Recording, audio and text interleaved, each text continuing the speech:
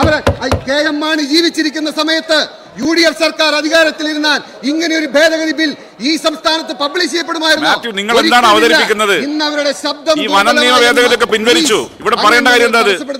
വന നിയമ ഭേദഗതി അവതരിപ്പിച്ച അത് ഇല്ലാത്തതല്ലേ? പിൻവലിച്ച കാര്യം ഇവിടെ പറയേണ്ട കാര്യം എന്താണ്? പിൻവലിച്ച കാര്യം ഇവിടെ അവതരിപ്പിക്കേണ്ട കാര്യം എന്താ? ഇവിടെ എന്താണ് അടിയന്തര പ്രമേയം? നിങ്ങളുടെ എല്ലാ പ്രകടനവും നടത്തേണ്ട വേദിയല്ല ഇത്. ഇവിടെ അവതരിപ്പിക്കേണ്ട കാര്യം അവതരിപ്പിക്കാൻ എഴുതി തന്ന വിഷയം എന്താ? നിങ്ങൾക്ക് ഡിമാൻഡിന്റെ കാര്യം പറയാം. വന നിയമ ഭേദഗതി പിൻവലിച്ചതാണ്, അതിവിടെ പറയേണ്ട കാര്യമില്ല. നിങ്ങൾ എഴുതി തന്നെന്താ? നിങ്ങൾ എഴുതി തന്ന കാര്യം ഇവിടെ ഉണ്ട്. വനം വന്യജീവി ആക്രമണം എഴുതി തന്നത് ഇത് നിങ്ങൾ എന്തും വിളിച്ചു പറയാനാണോ? Yes, come. നോ അടിയന്തര പ്രമേയത്തിനകത്ത് അതിൽ നിന്ന് സംസാരിക്കണം. എങ്കിൽ രാഷ്ട്രീയ പ്രസംഗം നടത്തിക്കോട്ടെ. ഇവിടെ ഉണ്ടല്ലോ, ഇവിടെ ഡിമാൻഡ് ഉണ്ടല്ലോ. നയപ്രഖ്യാപനത്തിൽ പ്രസംഗിച്ചോ? യെസ് അവിടെ ഇരിക്ക്. പ്ലീസ് അവിടെ ഇരിക്കണം. ഇത്രയും ഗൗരവമായ ഒരു വിഷയം ഈ സഭ നിർത്തിവെച്ച് ചർച്ച ചെയ്യണമെന്ന് പറഞ്ഞുകൊണ്ട് അവസാനിപ്പിക്കണം. ബഹുമാനപ്പെട്ട വനം വന്യജീവി വകുപ്പ് മന്ത്രി, കരുളായിലെ ഫോറസ്റ്റ് ഓഫീസ് ഉണ്ടായിട്ട് നിലമ്പൂരിലെ ഫോറസ്റ്റ് ഓഫീസ് ആക്രമിച്ച അൻവറിനെ കൂടി താങ്കൾ ന്യായീകരിച്ചിരുന്നെങ്കിൽ അത് ഗംഭീരമാകുമായിരുന്നു. അതിന് അങ്ങേക്ക് ഞാൻ നന്ദിയാ പറയുന്നത്. നിയമസഭയിൽ ഇന്ന് അടിയന്തര പ്രമേയ ചർച്ചയ്ക്കിടെ നടന്ന നാടകീയ രംഗങ്ങളാണ് നിങ്ങളിപ്പോൾ കണ്ടത്. ഇന്ന് സഭയിൽ അടിയന്തര പ്രമേയ വിഷയമായി വനം വന്യജീവി ആക്രമണം ഉന്നയിച്ച് പ്രസംഗം ആരംഭിച്ച കോൺഗ്രസ് MLA മാത്യു കുഴൽനാടൻ പതിവ് പോലെ കുറച്ചു കഴിഞ്ഞപ്പോൾ ഒരു രാഷ്ട്രീയ പ്രസംഗം നടത്താൻ ആരംഭിക്കുകയും സർക്കാർ പിൻവലിച്ച വന്യജീവി ഭേദഗതി നിയമത്തെക്കുറിച്ചടക്കം വാചാലനാവാൻ തുടങ്ങുകയും ചെയ്തതോടെ സ്പീക്കർ ഇടപെടാൻ നിർബന്ധിതനായി. സ്പീക്കർ AN ഷംസീർ ആവർത്തിച്ച് കുഴൽനാടനോട് ആവശ്യപ്പെട്ടത് നിങ്ങൾ വിഷയത്തിൽ ഊന്നി നിന്ന് സംസാരിക്കണം, അതല്ല നിങ്ങൾ ഇന്ന് ഉന്നയിച്ചിരിക്കുന്ന അടിയന്തര പ്രമേയ വിഷയം അത് വന്യജീവി ആക്രമണമാണ് എന്നും ആവർത്തിച്ച് സ്പീക്കർ ഓർമ്മിപ്പിക്കേണ്ട അവസ്ഥയുണ്ടായി.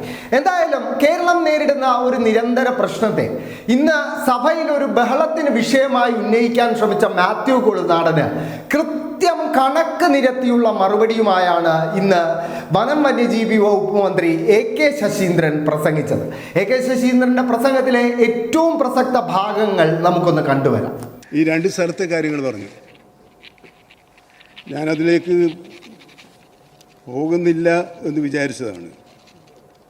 അവിടെ ഇന്ദിരാ രാമകൃഷ്ണൻ്റെ ബോഡി ഇൻക്വസ്റ്റ് നടപടികൾ DYSPയുടെ നേതൃത്വത്തിൽ നടക്കുന്നതിനിടയിൽ അവിടെ ബഹളമുണ്ടായത് എന്തിനാ? ആരാ ബഹളമുണ്ടാക്കിയത്? അങ്ങനെ ബഹളമുണ്ടാക്കുമ്പോൾ പോലീസ് കയ്യും കെട്ടി നോക്കി നിൽക്കുകയില്ല എന്ന് ഞാൻ ഉറപ്പായിട്ട് പറഞ്ഞു. അങ്ങനെയുള്ള സന്ദർഭങ്ങളിൽ മൃതശരീരം വെച്ച് വിലപേശുന്ന ഒരു രാഷ്ട്രീയ സമീപനം എത്രത്തോളം മനുഷ്യത്വപരമാണ് എന്ന് നിങ്ങൾ ആലോചിക്കണം. മൃതദേഹം വെച്ച് വിലപേശൽ അത് ശരിയല്ല. ശരി, ഞാൻ നേരത്തെ പറഞ്ഞല്ലോ, ഇവർ ഉൾക്കാട്ടിൽ നിന്നാണ് മരിച്ചത്. നിങ്ങൾ പറയുന്ന കൊട്ടിഘോഷിക്കുന്ന നിയമം ഉൾക്കാട്ടിൽ വെച്ച് മരണമടഞ്ഞാൽ അത് വന്യജീവികൾ നാട്ടിൻ പുറത്ത് വന്ന് ആക്രമണം നടത്തുന്ന മരണമായി കണക്കാക്കാൻ പാടുണ്ടോ? നിങ്ങൾ പൊക്കിപ്പിടിക്കുന്ന നിയമം വെച്ച്. പക്ഷെ ഞങ്ങളെന്താ തീരുമാനിച്ചത്? അതങ്ങനെ വിവേചനം കാണിക്കേണ്ടതില്ല. ആദിവാസികളാണവർ, പാവപ്പെട്ടവരാണവർ. ബഹുമാനപ്പെട്ട മുഖ്യമന്ത്രി എന്നോട് വിളിച്ച് പറഞ്ഞു അതൊന്നും നോക്കേണ്ടതില്ല, അവർക്ക് കാശ് കൊടുക്കണം. ആദ്യം ഇങ്ങോട്ട് കൊടുത്തില്ലേ? ഇനി രേഖ കൊടുത്താൽ കിട്ടില്ലേ? സർ, PJ ഇവിടെയില്ല. PJ ജോസഫ് എന്നെ വിളിച്ച് പറഞ്ഞു. ഞാൻ പറഞ്ഞു അങ്ങയുടെ നിർദ്ദേശം സ്വീകരിക്കാം, മുഖ്യമന്ത്രി എന്നോട് പറഞ്ഞിട്ടുണ്ട്. നമ്മളത് ചെയ്തല്ലോ. അങ്ങനെ ഒഴിഞ്ഞു മാറുകയാണോ ചെയ്തിട്ടുള്ളത്? പിന്നെ അവിടെ അങ്ങ് പറഞ്ഞപ്പോൾ നേരത്തെ ആയിരുന്നെങ്കിൽ അങ്ങ് പറയുമായിരുന്നു ആൾ ഇവിടെ ഇരിക്കുന്നുണ്ടെങ്കിൽ. അവിടെ 24 കിലോമീറ്റർ അകലെയുള്ള മൂത്തേടം കരുളായി പഞ്ചായത്ത് കഴിഞ്ഞാണ് നിലമ്പൂർ മുനിസിപ്പാലിറ്റി. കരുളായിലാണ് മരണമുണ്ടായത്. ഞാൻ ഈ 24 കിലോമീറ്റർ എന്നൊക്കെ കേട്ട് അരമണിക്കൂർ കൊണ്ട് പോയി വരാമല്ലോ എന്ന് വിചാരിച്ചതാണ്. 2 മണിക്കൂർ യാത്ര ചെയ്താണ് ഞാൻ അവിടുത്തെ MLA ആയിരുന്നയാൾ, നിങ്ങളിപ്പോൾ സംരക്ഷിക്കാൻ ശ്രമിക്കുന്ന MLA ആയിരുന്നയാൾ അവിടെ പോയാണോ ഫോറസ്റ്റ് ഓഫീസ് ആക്രമിച്ചത്? കരുളായിലെ ഫോറസ്റ്റ് ഓഫീസ് ഉണ്ടായിട്ട് നിലമ്പൂരിലെ ഫോറസ്റ്റ് ഓഫീസ് ആക്രമിച്ച അൻവറിനെ കൂടി താങ്കൾ ന്യായീകരിച്ചിരുന്നെങ്കിൽ അത് ഗംഭീരമാകുമായിരുന്നു.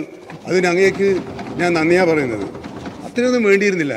നമുക്ക് പ്രശ്നങ്ങൾ, ഞാനത് പ്രാരംഭത്തിൽ തന്നെ പറഞ്ഞല്ലോ, നമുക്ക് ഇന്ന് ഇത് അടിയന്തരമായി നിർത്തിവെക്കേണ്ടതില്ല എന്നേ പറയും. നമുക്ക് പൊതുസമൂഹം ചർച്ച ചെയ്യേണ്ട പ്രശ്നമാണെന്ന് ഞാൻ പറഞ്ഞില്ലേ, ചർച്ച ചെയ്ത് പരിഹാരം കാണേണ്ട പ്രശ്നമാണെന്ന് ഞാൻ അംഗീകരിച്ചല്ലോ. പക്ഷേ ഇത് ഒരു ദിവസം കൊണ്ട് ഇന്നലെയോ മിനിയാന്നോ ഉണ്ടായ ഒരു സംഭവമോ ഇന്നോ നാളെയോ തീർക്കാൻ കഴിയുന്നൊരു പ്രശ്നമോ അല്ല. വളരെ ശാസ്ത്രീയമായി പരിശോധനകൾ നടത്തി യുക്തിസഹമായ തീരുമാനങ്ങളിലേക്ക് നമുക്ക് പോകേണ്ടതുണ്ട്. ഇപ്പോഴെന്താണ് ആലോചിക്കുന്നത്? ഈ പറയുന്ന 2 സ്ഥലങ്ങളിൽ ഏർലി വാർണിംഗ് സിസ്റ്റത്തിനുള്ള നടപടികൾ സ്വീകരിച്ചില്ലേ? സോളാർ ഫെൻസിങ് സ്ഥാപിക്കുന്നതിനുള്ള ടെൻഡർ ക്ഷണിച്ചു കഴിഞ്ഞില്ലേ? ഏത് നടപടിയാണ് അവിടെ സ്വീകരിക്കാതിരുന്നത്? എന്നാലും ഞാൻ ഇപ്പോഴും പറയുന്നു, ഒരു മരണവും ഉണ്ടാകാൻ പാടില്ല എന്നാണ് നമ്മളെല്ലാവരും ആഗ്രഹിക്കേണ്ടത്. ആ രൂപത്തിൽ തന്നെയാണ് നമ്മൾ പോകുന്നത്. ഏതായാലും വിഷയം മാറി സംസാരിക്കേണ്ടി വന്നതിൽ എനിക്കും പ്രയാസമുണ്ട്. നമുക്ക് അവിടെ ഈ 2 പ്രദേശങ്ങളിലും, പ്രത്യേകിച്ച് മൂത്തയിടത്തും കരുളായിലും ഇത് ഹോട്ട്സ്പോട്ടുകളിൽ ഉൾപ്പെടുത്തി അങ്ങേക്കറിയാവുന്നതുപോലെ principal chief forest wildlife officer അദ്ദേഹം അവിടെ സന്ദർശിച്ചു. ഉദ്യോഗസ്ഥന്മാരുടെ യോഗം വിളിച്ചുകൂട്ടി. ഇനി അങ്ങോട്ടുള്ള പ്രവർത്തനങ്ങളിൽ സമയബന്ധിതമായി എന്തൊക്കെയാണ് ചെയ്യേണ്ടത് എന്ന നിലപാടുകൾ സ്വീകരിച്ചിട്ടുണ്ട്. മലയോര മേഖലയിലെ ഞാൻ ആദ്യം സൂചിപ്പിച്ചതുപോലെ 12 മേഖലയായി തിരിച്ചുകൊണ്ട് ആ 12 മേഖലകളിലെ ഏറ്റവും ഗുരുതരമായ പ്രദേശങ്ങൾ കണ്ടുകൊണ്ട് ആ പ്രദേശങ്ങളിൽ ഒരു സ്പെഷ്യൽ ടീമിനെ നിയമിക്കാനുള്ള, അങ്ങനെ നിരന്തരവും നിതാന്തവുമായി ജാഗ്രത കാണിച്ചുകൊണ്ട് ജനങ്ങളെ അക്രമത്തിൽ നിന്ന് രക്ഷിക്കുക എന്നതാണ് സർക്കാരിൻ്റെ നയം. ഒപ്പം ഞാൻ കഴിഞ്ഞ ദിവസം ഒരു സബ്മിഷന് മറുപടിയായി ഇവിടെ പറഞ്ഞതാണ്, കാർഷിക വിളകൾക്ക് കൊടുക്കുന്ന നഷ്ടപരിഹാരം പോരാ എന്ന തോന്നൽ തന്നെയാണ് ഞങ്ങൾക്ക് എല്ലാവർക്കും ഉള്ളത്. പക്ഷേ അതിൻ്റെ ഒരു കാര്യം നിർദ്ദേശം ചർച്ച ചെയ്ത് നമുക്ക് വർദ്ധിപ്പിക്കേണ്ടതുണ്ട്. നഷ്ടപരിഹാരം നൽകിയും ആശ്വസിപ്പിച്ചും അവർക്കാവശ്യമായ സുരക്ഷാ നടപടികൾ സ്വീകരിച്ചും നമുക്ക് ഈ പ്രശ്നത്തിന് പരിഹാരം കാണാൻ കഴിയും. അങ്ങ് മാത്രമാണ്, അങ്ങയുടെ ബെഞ്ചിലിരിക്കുന്ന എൽദോസ് കുന്നപ്പള്ളിയും സണ്ണി ജോസഫ് ഉണ്ടല്ലോ, ഞങ്ങൾ എത്ര തവണ അവരെല്ലാം കൂടി ഒരുമിച്ച് പോയില്ലേ? എന്തായിരുന്നു സമീപനം? കേന്ദ്രം എന്തായിരുന്നു സമീപനം? ഒന്ന് ചോദിച്ചാൽ മതി. വലിയ സ്നേഹം ചെയ്യുകയില്ല എന്ന് ഖണ്ഡിതമായി പറയുക. അങ്ങനെ പറഞ്ഞ പശ്ചാത്തലത്തിലാണ് കൂടുതൽ നടപടികളിലേക്ക് ഞങ്ങൾ പോയത്. ഇനിയും നമുക്ക് ജനങ്ങൾക്ക് ഉപകാരപ്രദമായ രീതിയിൽ കേന്ദ്ര വനനിയമത്തിൽ പൊളിച്ചെഴുത്ത് നടത്തേണ്ടതുണ്ട്. കേരള വനനിയമത്തിലും മാറ്റങ്ങൾ വരുത്തേണ്ടതുണ്ട്. അത് ജനങ്ങളുമായി സംവദിച്ച് ജനങ്ങളുടെ വികാരങ്ങൾ മനസ്സിലാക്കി കർഷക സമൂഹത്തിൻ്റെ താല്പര്യങ്ങൾക്ക് ഹാനി വരാത്ത വിധത്തിലുള്ള നടപടികൾ മാത്രമേ ആരൊക്കെ എന്തൊക്കെ പറഞ്ഞാലും ഈ സർക്കാർ സ്വീകരിക്കുകയുള്ളൂ. അവരെ ചേർത്ത് പിടിച്ചുകൊണ്ട് അവർ നിങ്ങൾക്കെതിരെ സംസാരിക്കുന്ന ഒരു കാലം ഉണ്ടാകുമെന്ന് നിങ്ങൾ കരുതണം. അത് അവരെ തെറ്റിദ്ധരിപ്പിക്കാൻ വളരെ കാലത്തേക്കൊന്നും കഴിയില്ല. എന്താ സർ, ഒരു വശത്ത് ഒരേ കൂട്ടർ പോയി പ്രതിഷേധമിളക്കി വിടുക, കാട്ടിൽ ചെന്ന് കാട്ടാനകളെയും സിംഹത്തെയും കരടിയെയും പുലിയെയും ആക്രമിച്ച് പരിക്കുകളോടെയാണ് ഇപ്പോൾ എല്ലാവരും പുറത്തു വരുന്നത്. എങ്ങനെയാണ് വരുന്നത്? പരിക്കുകളോടെ. ആരുണ്ടാക്കുന്നതാണ്?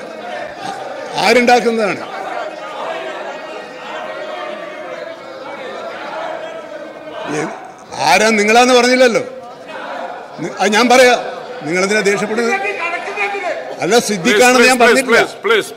ദയവായി സിദ്ദിഖിന് എന്താ ഒരു പെട്ടെന്നൊരു തോന്നുന്നു? സിദ്ദിഖാണെന്ന് ഞാൻ പറഞ്ഞില്ലല്ലോ, പ്രതിപക്ഷമാണെന്ന് ഞാൻ പറഞ്ഞില്ലല്ലോ. നിങ്ങൾക്ക് എന്താ ഒരു തോന്നൽ? അത് ആരാണെന്ന് പ്രതിപക്ഷ നേതാവിനറിയാം. പ്രതിപക്ഷവുമല്ല, സിദ്ദിഖുമല്ല, MLA അല്ല, രാഷ്ട്രീയ പാർട്ടികളുമല്ല. അതാരാണെന്ന് ആലോചിച്ച് പറഞ്ഞാൽ മതി. അത് മുൻ പ്രതിപക്ഷ നേതാവിനും അറിയാം.